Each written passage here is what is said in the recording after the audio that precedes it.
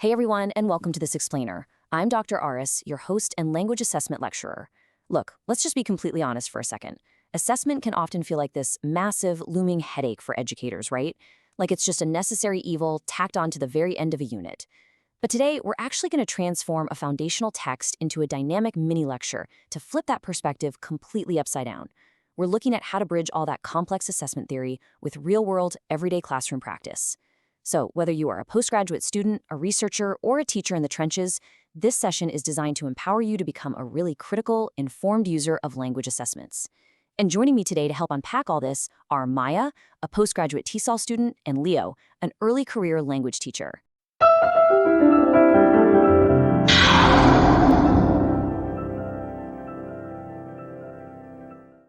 All right, let's dive right in. Our source material today is the newly published 2025 textbook, Language Testing and Assessment, From Theory to Practice, authored by Aek Phakiti and published by Bloomsbury Academic.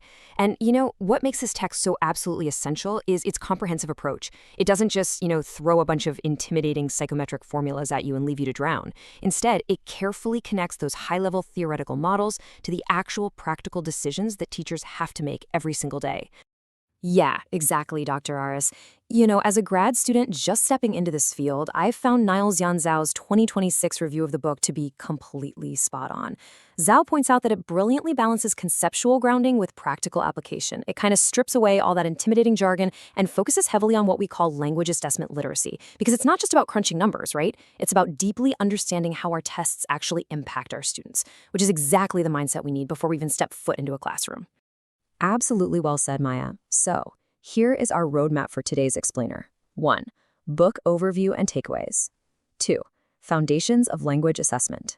3. Test design and specifications. 4. Standards, qualities, and fairness. 5. Assessing specific language skills. And finally, 6. Challenges and assessment literacy. Let's jump straight into Section 1, Book overview and takeaways. Core themes.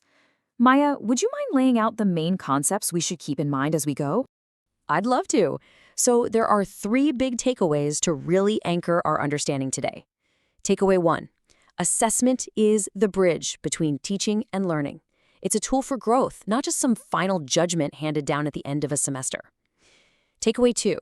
Effective test design is this constant, tricky balancing act between validity, reliability, and fairness.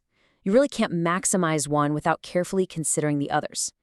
And takeaway 3, our traditional models are being actively reshaped by both multilingualism and rapid technological advancements. So definitely keep these 3 themes in the back of your mind as we unpack all the details. Great summary.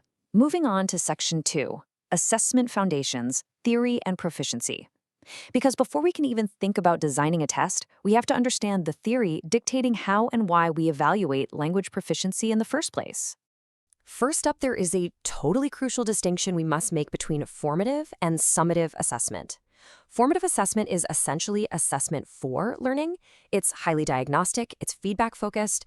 Think of a teacher correcting a pronunciation error mid-lesson, or maybe doing a quick exit ticket just to see who actually understood the reading. Summative assessment, on the other hand, is assessment of learning. It's outcome-focused, officially evaluating attainment at the end of a unit like a massive final exam. But as Phakiti notes, we really shouldn't polarize these. A good course uses both effectively, tying right back to Maya's first takeaway about bridging teaching and learning. But what exactly are we assessing? Well, the field moved away from just testing isolated grammar decades ago. Phakiti highlights Canali and Swain's 1980 model of communicative competence, which basically breaks language down into 4 interconnected parts. First, grammatical competence, so using correct verb tenses and vocabulary. Second, sociolinguistic competence, basically knowing not to use casual street slang when you're speaking to a judge, right? Third, strategic competence, knowing how to ask for clarification or even gesture when you totally forget a word. And finally, discourse competence, using transition words to link ideas cohesively in an essay. You literally have to account for all of these to truly measure real-world proficiency. And Dr. Aris, as a classroom teacher, I actually have to interpret that multi-layered proficiency somehow, which brings up criterion-referenced assessment. In my class, I don't curve grades against other students, because that would be norm-referenced. Instead, I evaluate performance against a specific standard. For example, my students need a 60% cutoff score on a reading quiz to pass. It's totally binary. They either met the criteria or they didn't. And this is incredibly useful for me because if half the class misses the cutoff, it directly informs how I map out my next week of lesson plans. That's a fantastic practical example, Leo, and it perfectly leads us to Section 3, Test Design and Specifications, Building a Test. Let's translate all those abstract theories into the actual mechanics of building an assessment. The standardized assessment development cycle is this generative, step-by-step process. It starts with planning, like who are the students and what's the core purpose? Then designing, where we actively build the items, administering the test under fair, consistent conditions, scoring it reliably, and finally, decision-making. So using those scores for certification or targeted feedback. And it is truly a continuous cycle. If you administer a test and everyone fails, you don't just record the bad grades and move on, right? Those poor scores force you right back to the planning and designing phase to figure out what went wrong. I actually have a real-world challenge related to this design phase right now. I'm teaching an English for ecotourism unit. My students need to gather info on local wildlife. But how do I formally structure an assessment for a project-based assignment like this without just, winging it and hoping for the best? Oh, I love this scenario, Leo. To solve it, we use what Davidson and Lynch call a test specification blueprint. It's actually beautifully simple. You define the prompt attribute. Here, the input is a reading text about local wildlife. Then you define the response attribute, what the student literally must do, like write a 1,000-word report. Finally, you provide a sample item to guide the actual test creation, such as summarize the ecological impact of tourism based on the reading. This blueprint guarantees your assessment stays tightly aligned with your specific learning outcomes, basically preventing you from drifting off topic. Moving right along to Section 4, Standards, Qualities, and Fairness, Evaluating Quality. Because once we design a test, how do we prove it's actually any good? Phakiti outlines 7 interconnected quality criteria. Reliability. Does the test score consistently across different days and different graders? Validity. Does it measure what it claims to measure? Authenticity. Does the test actually mirror real-world language use, or is it just testing isolated grammar trivia?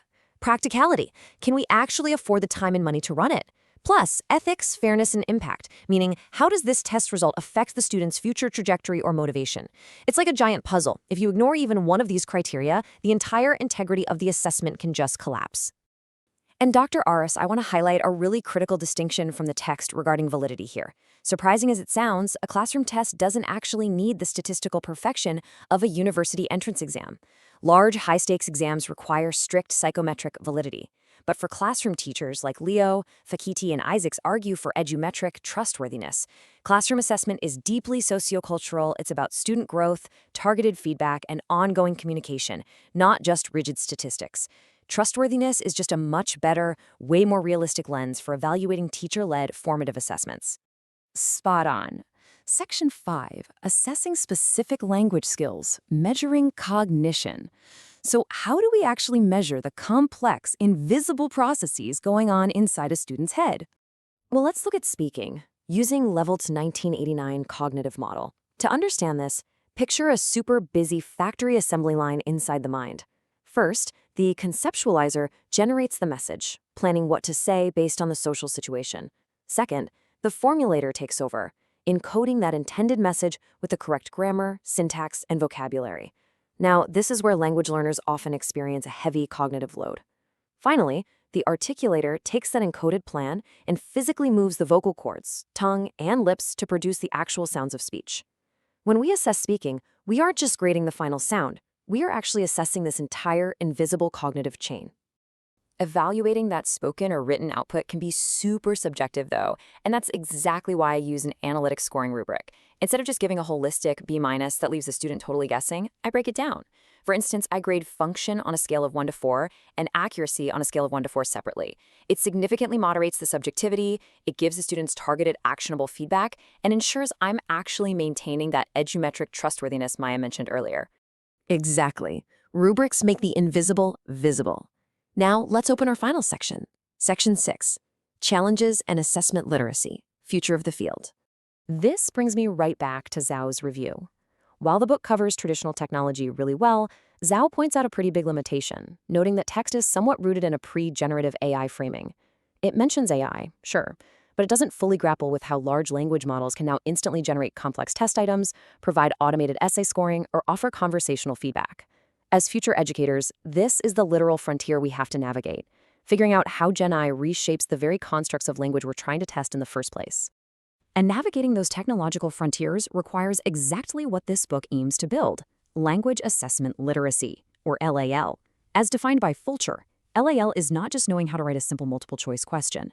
It is the comprehensive knowledge, skills, and ethical awareness required to design, evaluate, and truly understand the deep social impact of the language tests we use. It is about becoming an informed, responsible gatekeeper of language education.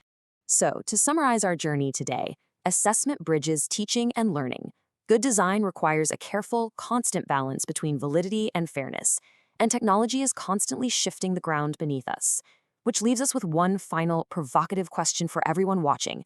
How will you use these theoretical tools to build fair, trustworthy, and tech-ready assessments in your own classroom? Thank you so much for having me, Dr. Aris. Yes, thank you. This was incredibly helpful. It was a pleasure to have you both. Thank you all so much for joining this explainer. Keep questioning, keep learning, and we will see you next time.